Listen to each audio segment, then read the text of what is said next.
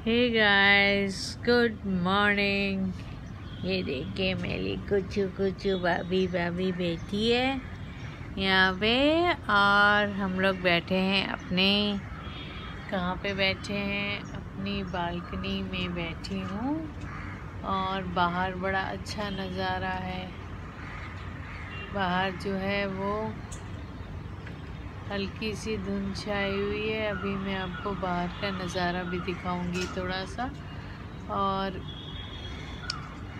आज थोड़ा फ्रेश लग रहा है। नया साल शुरू हो गया है 2021 और वैक्सीन आने वाली है। आई am so excited about it, so excited. और बहुत सारे लोगों को वैक्सीन मिलने भी शुरू हो जाएंगी। तो ये तो बहुत बड़ी खुशखबरी है हम सब के लिए। और आज मैं और एक काम करने वाली हूँ, अपनी माँ को एक सरप्राइज़ गिफ्ट भेजने वाली हूँ। यस, उनको पता नहीं है कि मैं यहाँ उनको गिफ्ट भेजने वाली हूँ। उनका है कल बर्थडे और मैं एक सरप्राइज़ गिफ्ट भेजने वाली हूँ। और मैं कोशिश करती हूँ कि मैं लोगों को कपड़े देखिए, लोगों के पास बहुत होते हैं, कपड़ों इतने होते हैं कि यूज़ भी नहीं होते, पड़े रहते हैं। और हम लोग काफ़ी फिर क्लोथ्स वगैरह, मम्मी भी जब जाती हैं अपने गांव वाँव जाती हैं तो वहाँ पे हम भेज देते हैं, तो वहाँ पे काम आते हैं लोगों के। और घर में जो लोग हैं वो लोग भी और लोग कंट्रीब्यूट करते हैं। और फिनेज वगैरह में हम ले जाते हैं कपड़े, ये सब काम हम लोग करते रहते हैं।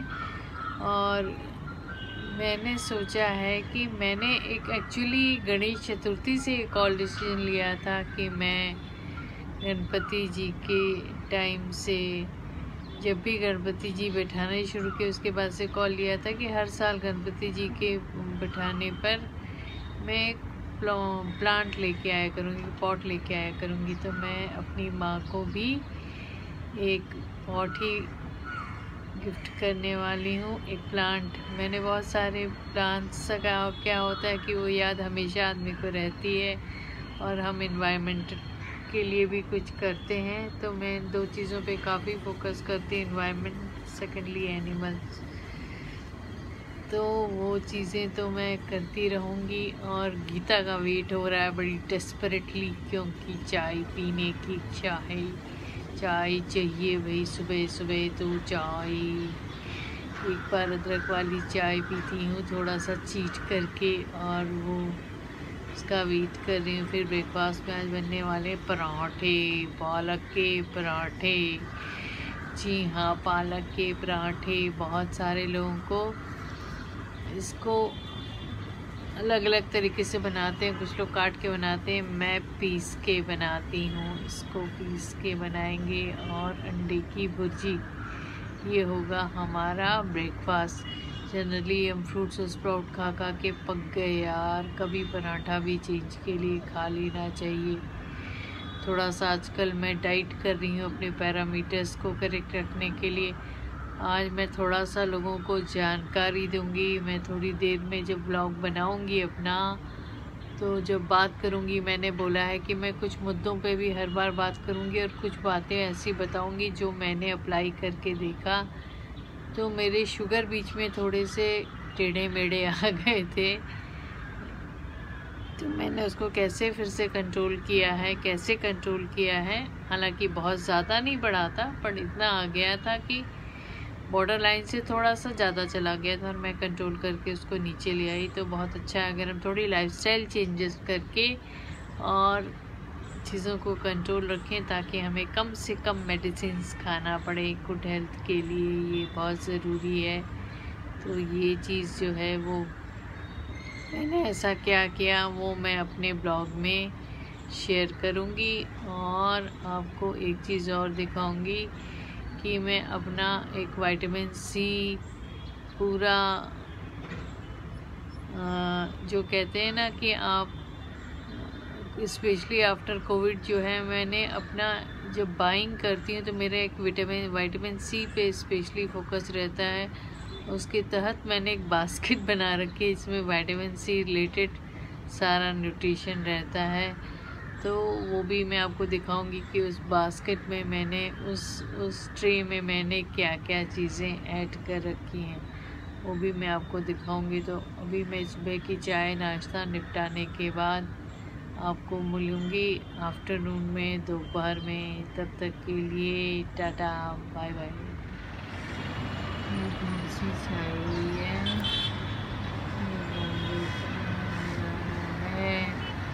ये बॉम्बे का नज़ारा है बाहर का, और ये धूप छाई हुई है। अच्छा देखिए कितना फॉग है, शायद आप लोगों को नज़र आ रहा होगा। देखिए फॉग आ रहा है, सुबह के 10 बज रहे हैं पर इतना फॉग है और अभी तक धूप नहीं आई है। तो वानी मालिक है, ये किस तरह का फॉग है, कितना पॉल्यूशन है, क्या है, फिर वो मैंने आपको दिखाया कि ये फॉग है। हाँ, और आपको मैं उसके बाद मैंने पहले भी बताया था कि मैं मिलती हूँ आपके मुँह में अपने थॉट्स और मुद्दों के साथ।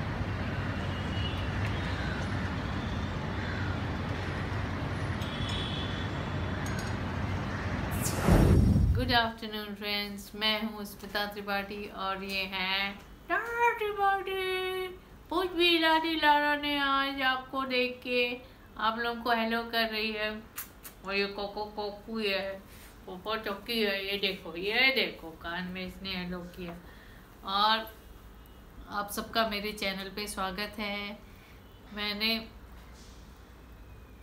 अभी मेरे थोड़े से काम ख़त्म हुए, मैंने कहा फटाफट आप लोगों से बातें कर लूँ इससे पहले कि मैं अपने काम शुरू करूँ।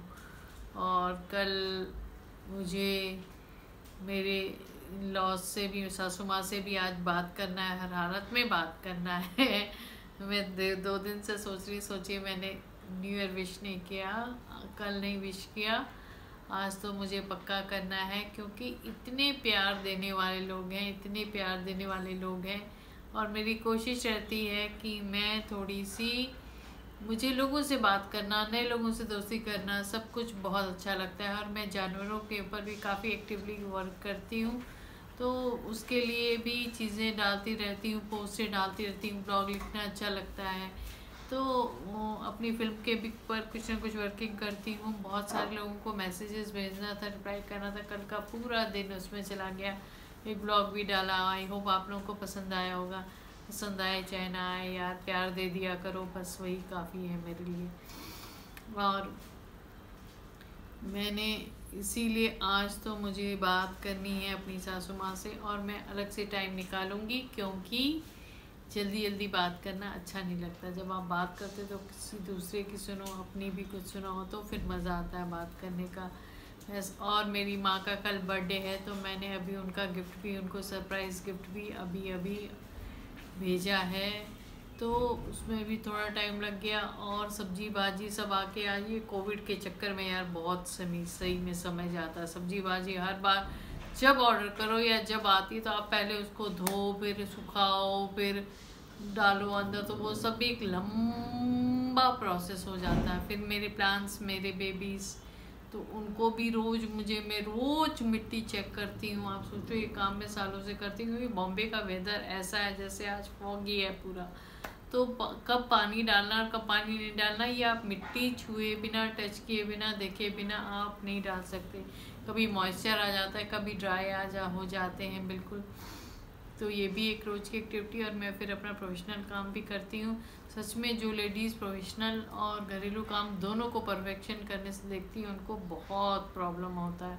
आई होप कुछ लेडीज़ इस बात से ज़रूर कनेक्ट करेंगी कि हमारी गंदी आदत होती है कि हम दोनों कामों को सोचते हैं कि परफेक्टली तरीके से करें, और हम इसको करने के चक्कर में अपने को इम्परफेक्ट बनाते रहते हैं, अपने ऊपर बहुत ज़्यादा हम लोड लेते हैं, और लोड लेने के चक्कर में हमारी कई बार हेल्थ भी सफ़र कर जाती है, जैसे मेरी सफ़र करी।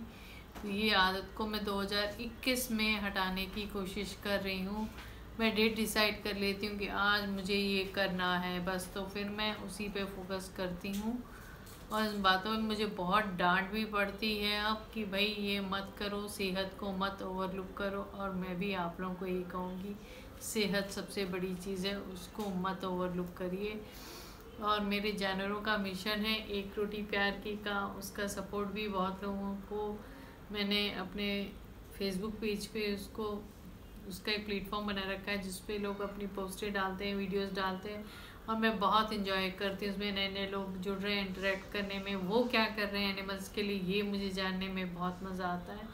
और मैं एनिमल्स का एक शेल्टर बनाने का मेरा पूरा पूरा प्लान रेडी हो चुका है। और मैं स्पेशली, जैसे मैंने पहले भी बताया था, मैं पप्स पे वर्किंग कर रही हूँ ज़्यादा।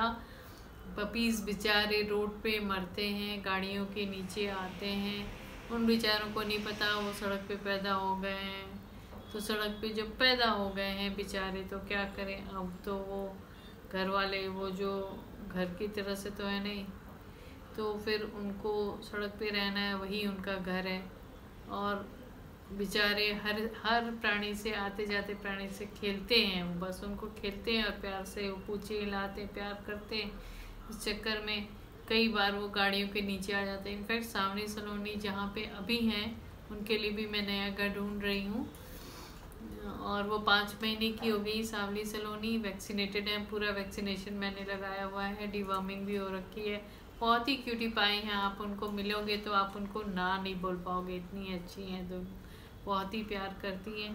पर उनके साथ भी जहाँ पे वहाँ एक इशू आ रहा है कि रोड पे जब ये निकलते हैं तो क्या होता है कि ये बहुत कंफ्यूज हो जाते हैं। जो रोड पे डॉग्स हैं ऑलरेडी, बड़े डॉग, उनको तो पता है उनको गाड़ियों से कैसे बचना है, इनको नहीं समझ में आता। तो ये क्या करते हैं कि गाड़ियाँ देख करके और सीधे भागते हैं कंफ्यूज होकर के। इस चक्कर में ये गाड़ियों के नीचे आते हैं। कई बार ऐसा नहीं होता कि जिन गाड़ियों के नीचे आता है हम उन पे हावी होके लड़ाई झगड़े करने लग जाते हैं। ऐसा ज़रूरी नहीं है कि उन्होंने जानबूझ के ऐसा किया। और सडन ब्रेक भी लगाने के बाद ये इतने बेचारे मासूम कमज़ोर से होते हैं कि गाड़ियों के नीचे आ जाते हैं। मैं ये मिशन में कोशिश कर रही हूँ कि मैं ऐसे जानवरों की, ऐसे पप्स की ज़्यादा से ज़्यादा हेल्प करूँ। और मेरी एक रिक्वेस्ट है, हम्बल रिक्वेस्ट है, जिनके पास अपने घर हैं, वो अगर छोटी छोटी जगह इन पप्स को दे दें जो रोड पे हैं, कुछ थोड़ा सा स्पेस बना दें, हट जैसा बना दें जहाँ पे पप्स रह पाए, इनका खाना रख दें, थोड़ा सा देख लें कि ये रोडों पे ना निकले। दो तीन पप्स को भी अगर जगह मिल जाए जिनके पास ज़्यादा स्पेस है, तो इन बेचारों की लाइफ बन जाएगी। और स्टरलाइज तो करना ही है डॉग्स को, वो तो सबसे बड़ा मिशन है, ताकि बच्चे पैदा ना हों।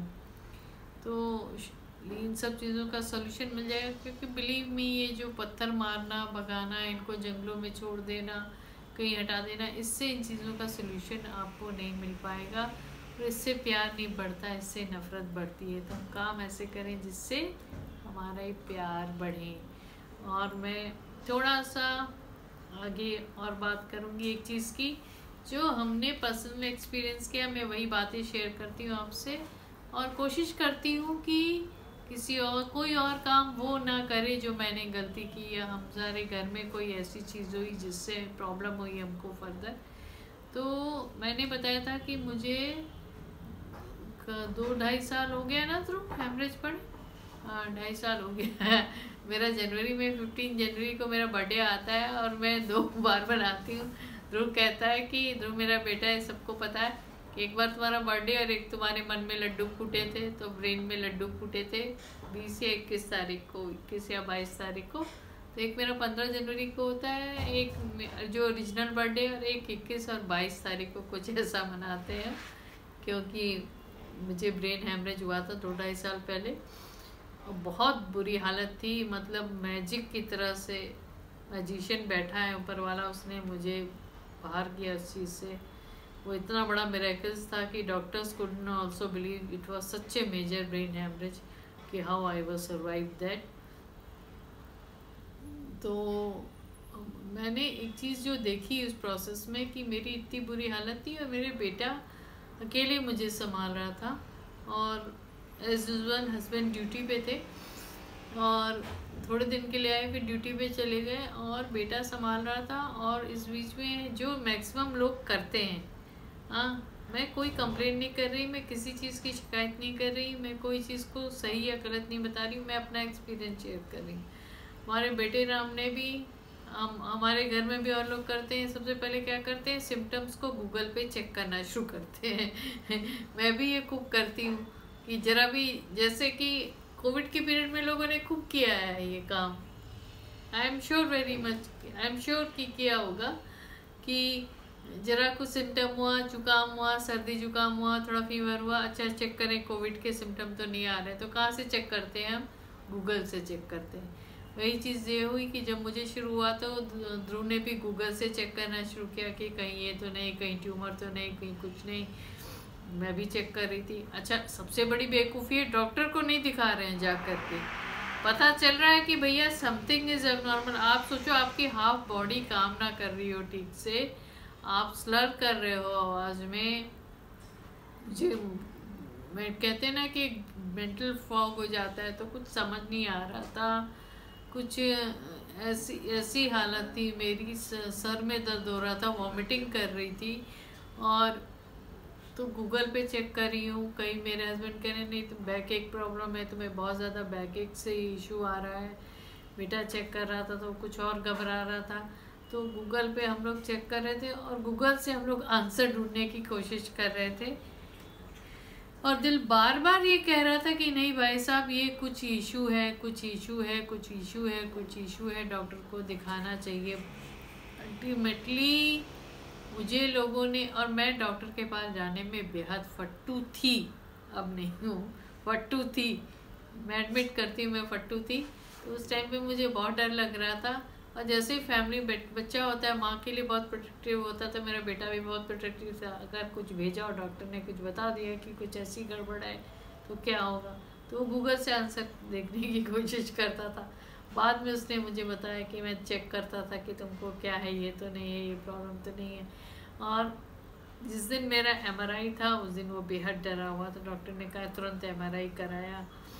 डॉक्टर ने मेरे हस्बैंड को बता दिया था, मुझे नहीं पता था कि मैं ऑलरेडी ट्रॉमा में थी, कि कुछ ट्रॉमा और से और खतरे ना बढ़ जाए।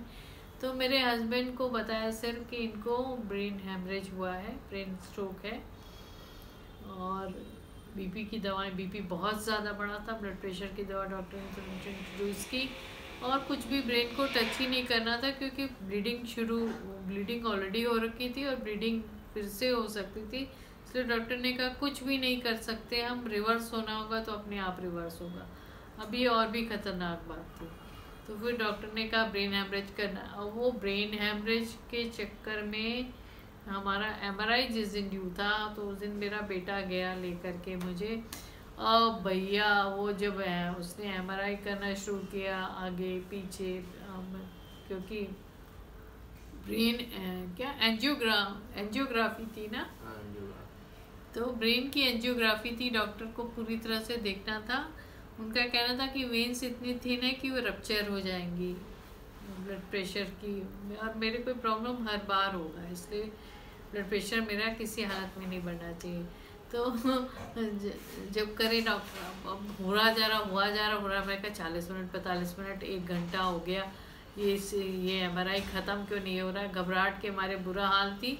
और जब मैं बाहर निकली MRI करके तो टेक्नीशियन महाशय ने मुझे वही बता दिया, मैडम आपको 1 बार नहीं 4 बार ब्रेन हैमरेज हुआ है, 3 स्मॉल है, 1 बहुत मेजर है। अब तो मेरी हालत खिसक गई और मैं बोली मैं नहीं जाऊँगी।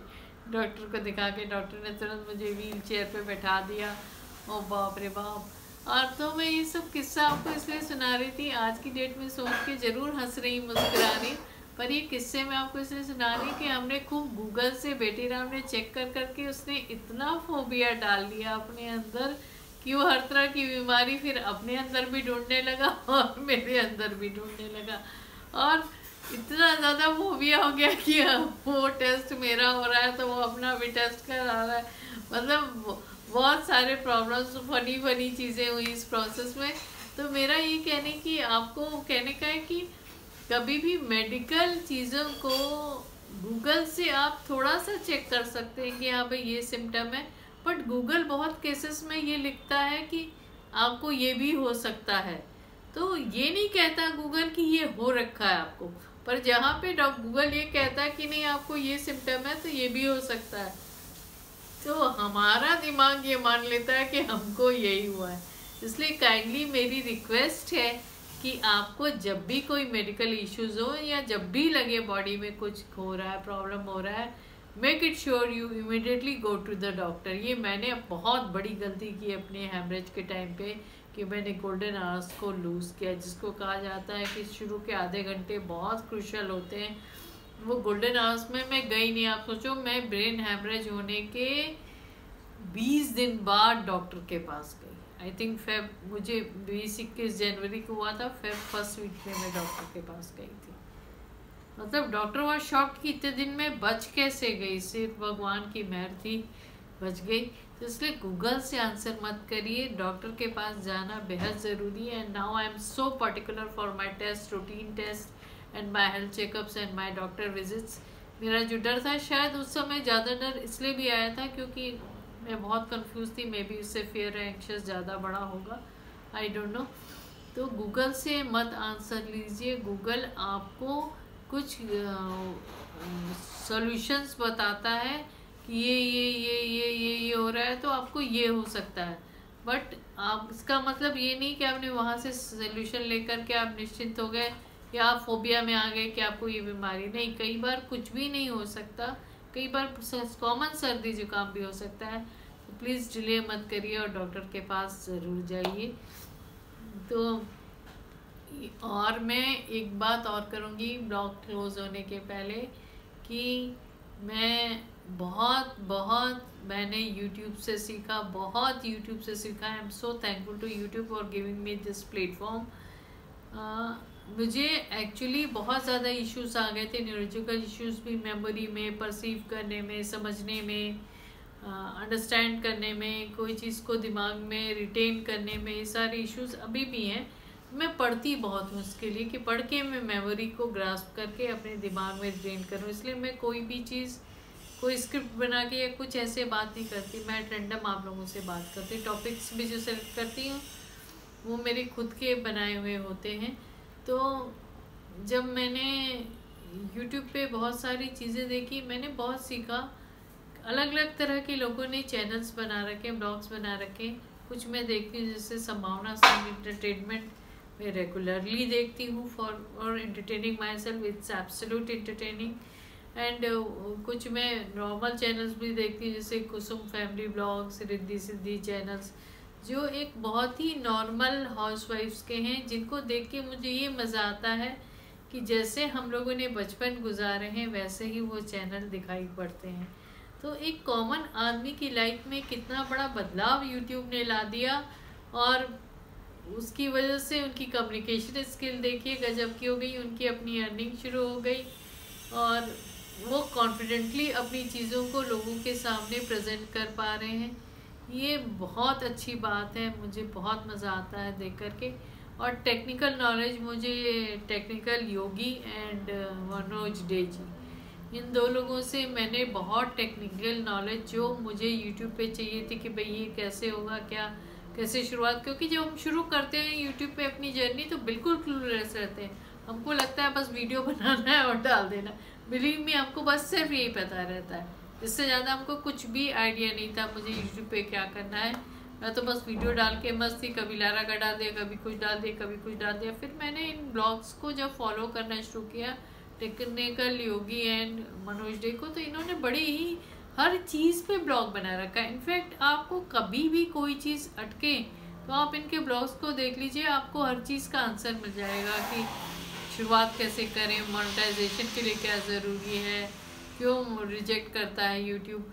तो हर चीज़ पे मुझे इनके ब्लॉग्स मिल जाते हैं। तो इनके नॉलेज ने मुझे बहुत हेल्प किया है। और कहा जाता है ना, नॉलेज किसी भी चीज़ का मतलब वो उस आदमी के एकेडमिक नॉलेज है, और नॉलेज का मैं बहुत रिस्पेक्ट करती हूँ। तो thank you so much for having such a platform where you gather all kind of information and so much of entertainment. Thank you so much YouTube. And मैं इस ब्लॉग को यहीं पे बंद करती हूँ। अगली बार फिर मिलेंगे, ढेर सारी बातें करेंगे। प्रेफरेबली मैं सावली सलोनी से मिलने जा रही हूँ मंडे को, तो मैं ज़रूर एक ब्लॉग बनाऊँगी उनके ऊपर, आपकी मुलाकात करवाऊँगी। और प्लीज़ मेरी सावली सलोनी के लिए अच्छा सा घर ढूंढिए। सेफ रहें, सुरक्षित रहें। वंदे मातरम। जय हिंद।